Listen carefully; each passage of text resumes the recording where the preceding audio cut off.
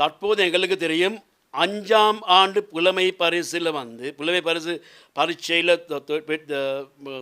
சித்தி அடைந்த மாணவர்கள் எடுத்துக்கொண்டால் அவங்க கொழும்பில், அடுத்தது யாழ்ப்பாணம், விவித இடங்களில் எங்களுக்கு தெரியும் பிரபலியமான பாடசாலைக்கு வருவாங்க. வந்த பிந்தி அவங்களுக்கு ஆன விடுதிகள், அவங்க ஹாஸ்டல் ஃபெசிலிட்டிஸ் அவங்களுக்கு தேவையான மாதிரி இல்லை.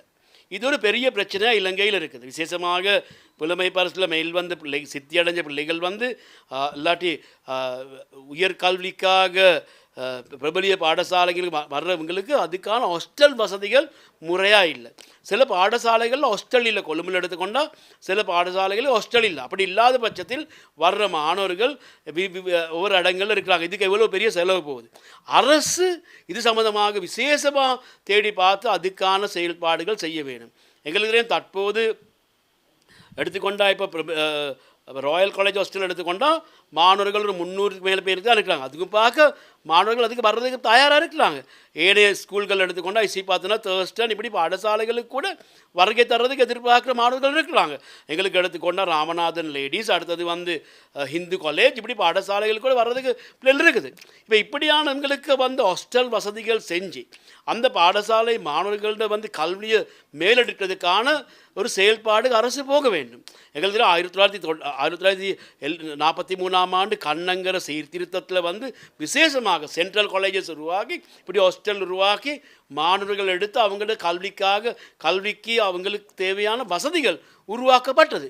அதான் இந்த அரசாங்கத்துக்கு ஒரு பொறுப்பு இருக்குது அப்படி செயல்பாடுக்கு போகிறதுக்கு.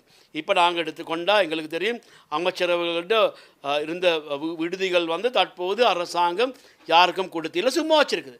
இதெல்லாம் அநேகமாக இருக்குது. கொழும்புதே இல்லை. பாடசாலைகள் அநேகமான பாடசாலைகள் கொழும்பில் தான் இருக்குது. இப்போ இந்த இடங்கள் எடுத்து சரி இந்த மாணவர்களுக்கான ஹாஸ்டல்கள் உருவாக்க இயலாதேன். அது அது அது அது செய்கிறதுக்கு அரசாங்கத்துக்கு ஏலும். அந்த செயல்பாடுக்கு அரசாங்கம் போக வேணும். அதனால் நாங்கள் சொல்கிறோம் இந்த மாணவர்களோட இந்த பிரச்சனையை பற்றி, விசேஷமாக ஹாஸ்டல் பிரச்சனையை பற்றி அரசாங்கம் சில கவனமுன்னு எடுக்கணும். அதோடு ஹாஸ்டல் இருக்கிற இடத்துல இருக்கிற பிள்ளைகளை பார்த்தா அதுவும் ஒரு பெரிய பிரச்சனையாக இருக்குது. விசேஷமாக எங்களுக்கு சில இடங்களில் 7500 எடுக்கிறாங்க. 7500 எடுத்து 13000 எடுக்கிறாங்க. என்னத்துக்கு? அவங்கள வேறையாக 13000 எடுக்கலாம். ஆனால் பாடசாலைகள் எடுத்துக்கொண்டால் அவங்களோட ஃபிக்ஸ்ட் டிபாசிட்டில் இருக்குது பாடசாலையில் ஃபிக்ஸ்ட் டிபாசிட்டில் 116 பில்லியனுக்கு மேலே இருக்குது, மில்லியனுக்கு மேலே இருக்குது. ஏன் இந்த சல்லி சேர்த்துருக்கீங்க? இப்போ வெளிமான பாடசாலைகளில் ஃபிக்ஸ்ட் டிபாசிட்டில் மாணவர்களுக்கான அந்த ஃபிக்ஸ்ட் டிபாசிட்டில் காசு சேர்த்துருக்குறாங்க மில்லியன் கணக்கில். ஏன் அப்போ ஆனாலும் அந்த ஸ்கூலில் சரியான டாய்லெட் ஒன்றும் இல்லை. அதுதான் உண்மையான கதை. இப்போ பிள்ளைகளுக்கு தேவையானதுக்காக நிரந்தரமாக காசு சேர்க்கிறத நிப்பாட்டிட்டு இந்த காசுகள் அந்த செயல்பாடுக்கு போகலாம். விசேஷமாக இந்த மாணவர்களோட கல்வியை முன்னேற்றதுக்கான செயல்பாடுக்கு போக வேணும். இது கல்வியில் வர்ற சீர்திருத்தம் சொல்கிறது இது இப்படியான செயல்பாடு.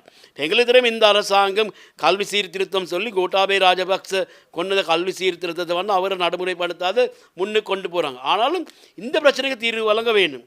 அதோடு எங்களுக்கு தெரியும் இந்த பாடசாலைகளில் இங்கிலீஷ் மீடியம் கல்விக்காக பெரிய ஒரு போட்டி இருக்குது. இப்போ இதுக்கு அரசாங்கம் என்ன செயல்பாடு செஞ்சுருக்குது? இந்த இங்கிலீஷ் மீடியம் எஜுகேஷன் அரச பாடசாலைகள் கொண்டு வர்றதுக்கு என்ன செயல்பாடு? ஒரு செயல்பாடும் இல்லை.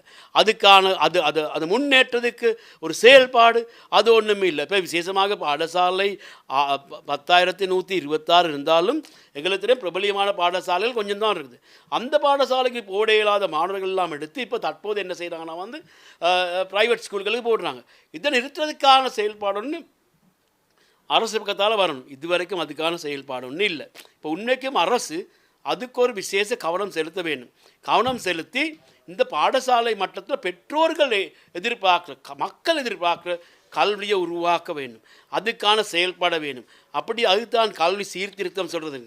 இப்போ அதுக்கான செயல்பாடு ஒன்றும் இல்லாமல் அரசு செயல்பாடுகளில் போய்கிட்டு இருக்குது. அதோடு நாங்கள் காண்றோம் இன்னொரு காரணம். பாடசாலைகளில் 8 வருஷம் 10 வருஷத்துக்கு மேலேருந்து ஆசைகளை மாற்றுறாங்க.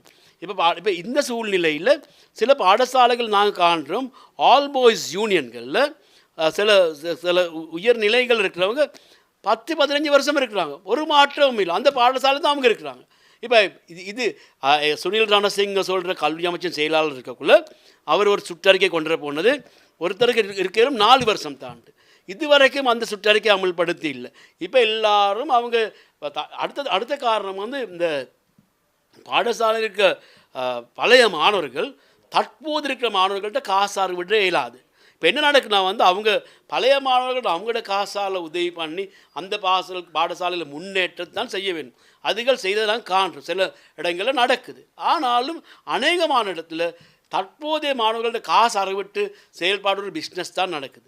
இதை நாங்கள் ஏற்றுக்கொள்ளலை. இது சம்மந்தமாக அரசு விசேஷ அவதானம் ஒன்று செலுத்த வேண்டும். ஏன்னா இது இந்த கவனம் செலுத்த வேண்டும். ஏன்னா இது ஒரு பெரிய பிரச்சனை மக்களுக்கு. இது காசு அறவிட்டு இருந்த செயல்பாடு அதோட சில பாடசாலை நாங்கள் காண்றோம்.